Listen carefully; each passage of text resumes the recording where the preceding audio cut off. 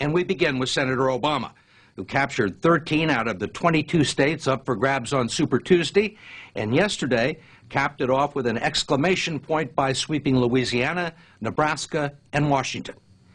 We were with him a year ago when he launched his improbable campaign, and we rejoined him last Monday under much different circumstances. How you doing? I'm doing good. Good. It's been a year, huh? Exactly a year. Last February, he was a little-known African-American senator from Illinois with a campaign staff of 30. His only accomplishments were 2 best-selling books and a stirring speech at the Democratic Convention 3 years earlier. He promised a grassroots insurgent campaign that would attract new people to the political process and shake up the status quo. And it's taken him from political neophyte to presidential contender. You'd like to consider yourself the underdog. But by the time we're finished with the next round, it's possible, maybe even likely, that you'll have more delegates than Senator Clinton, that you will have won more states, and that you will have raised more money. So explain to me how you're an underdog. Well, she continues to have enormous name recognition. I think there's a lot of affection for the Clinton brand among Democrats. And, you know, she still has more institutional support. So, you know, part of what we have to do is to, you know, score a convincing knockout. You know, we're like the challenger, and she's like the champ. And, you know, you don't win on points. Holy cow. Exit poll from Connecticut. On Super Tuesday, Obama picked up more delegates than almost anyone expected. Exit poll from Delaware. And we were at Obama headquarters with his chief strategist, David Axelrod, when the first exit polls began rolling in. Illinois 69-29. That early exuberance was tempered somewhat by losses in California, Massachusetts, and New Jersey. Later that night, we were invited to the candidate's hotel suite where he watched the returns with his family. So what do you think? Split decision. You feel like you got the momentum? You know, I feel like everywhere we go, the longer we're in this race, the stronger we get. The original campaign staff of 30 has swollen to 700, plus hundreds of thousands of volunteers. Obama has received checks from 650,000 contributors and is raising $1 million a day. But in some ways, the real race is just now beginning. I mean, one of the problems that you have still is the question of experience. Right. You've done a lot of remarkable things in your life, but when you sit down and you look at the resume, there's no executive experience. And in fact, correct me if I'm wrong, the only thing that you've actually run was the Harvard Law Review. Well, I've run my Senate office, and I've run this campaign. You know, one of the interesting things about this experience argument is that it's often posed as just a function of longevity. You know, I've been here longer. Well, you know, there are a lot of companies that have been around longer than Google, but Google's performing. He's been helped by the media's lust for a good story and the electorate's hunger for change. What he lacks in executive experience, he's made up for with a grasp of the issues, an ability to read the public mood, and the gift of turning democratic boilerplate into political poetry. What began as a whisper in Springfield has swelled to a chorus of millions calling for change.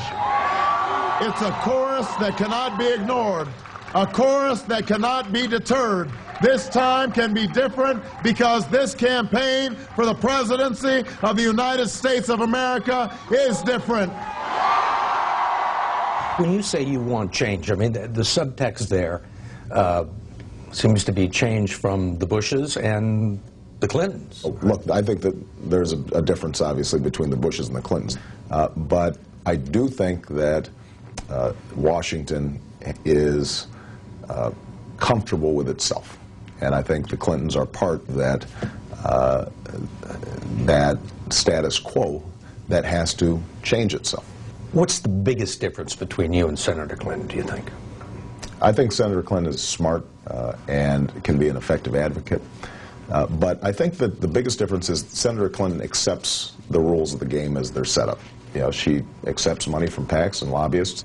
I don't accept that politics has to be driven by those special interests and lobbyists. Thank you so much for doing that. I really appreciate it. But Obama is getting plenty of support from Hollywood to Wall Street and continues to pick up endorsements from colleagues in Congress. There is not much difference between the two candidates on matters of policy. The difference is in style and presentation. Obama has staked out detailed positions on foreign affairs, the economy, health care, and energy, all of which can be found on his website, but not in his stump speech. The 18,000 people who turned out for him in Seattle on Friday didn't come to hear details, and neither did the 3,000 others who were turned away. But Obama found time to talk to them. How many people are planning to caucus vote? You talk about big ideas, often with a lack of specificity, and it's been one of the complaints about your campaign. Remember early on in the campaign, the complaint about me was that I was too professorial and that I would go through these town hall meetings and, you know, go into great detail about this and that and the other, you know, wondering whatever happened to that inspiring guy who spoke at the Democratic Convention. Yeah, and now that I'm inspiring, people are saying, hey, you know, where's the specifics? And so, you know, if there are issues that you want to cover right now, I'm happy to. But yeah, I have actually. I have so why don't we work those through? What do you think of what's going on in Iraq right now? Well, I think on the positive side, we've seen a reduction in violence, and I don't think anybody can deny that. What we haven't seen is the kind of political conciliation or accommodation between the Sunni, the Shia, the Kurds that are required in order for Iraq to stabilize. But I completely reject the notion, you know, most forcefully presented by John McCain, that we should commit ourselves to a 50-year or a 60-year occupation in order to assure stability in Iraq. I think that is a recipe for disaster. At a time when American casualties are down, at a time when the violence is down, particularly affecting the Iraqi population, is that the right time to try and set timetables for withdrawing all American troops? I mean, you've talked about the end of 2009. Yeah, absolutely. I think now is precisely the time. I think that it is very important for us to send a clear signal to the Iraqis that we are not going to be here permanently, we're not going to set up permanent bases, that they are going to have to resolve their differences and get their country functioning. Well, regardless of the situation, even if there's serious sectarian violence? No, I always reserve, as Commander-in-Chief, the right to assess the situation. It has cost us over $500 billion so far. When the final tab is tallied, it may have cost us as much as $2 trillion. For that amount of money, we could have rebuilt every bridge, every road, every school, every hospital. We could have put in place all the homeland security that was needed. We could have made America more safe, put people back to work, send our kids to college. You have made the case that you have the best chance to defeat John McCain or a Republican. Right. Now, why do you feel that way? There are a lot of people out there who say, I'm trying to figure out who to vote for, McCain or Obama. There aren't that many who are saying, I'm trying to figure out who to vote for, Clinton or McCain. And you believe that Senator Clinton would galvanize the Republican base against her? That's not my belief. I think the polls consistently show that. I mean, she's got problems with independents, and she's got problems with even moderate Republicans. Now, Republicans are going to come after me, and you know, I think the argument that she often makes is, "Oh, the guy's untested; he hasn't been in the battle." You can't stand up to it. He won't be able to stand up to this withering scrutiny. And you know, one of the things I try to point out is, you know, going up against the Clinton machine is no cakewalk. Right? You know, they're pretty serious about winning as well. There's no doubt that there will be attempts on the part of the Republican Party to demonize me in a general election.